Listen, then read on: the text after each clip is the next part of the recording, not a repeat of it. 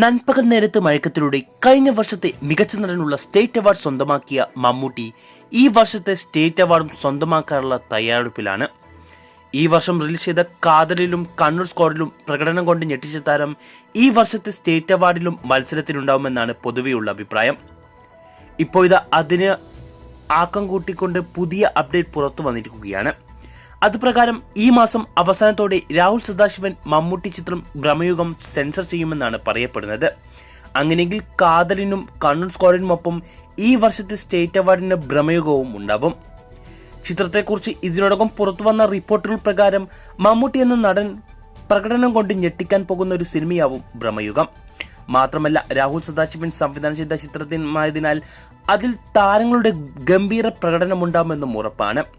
രാഹുൽ സദാശിവന്റെ സംവിധാനത്തിൽ പുറത്തിറങ്ങിയ അവസാന ചിത്രം ഭൂതകാലത്തിലൂടെ രേവതിക്ക് 2021 മികച്ച നടിക്കുള്ള സ്റ്റേറ്റ് അവാർഡ് ലഭിച്ചിരുന്നു. അതുകൊണ്ട് തന്നെ ഭ്രമയുഗത്തിൽ മമ്മൂട്ടിയുടെ കിടിലൻ പ്രകടനം പ്രതീക്ഷിക്കാം.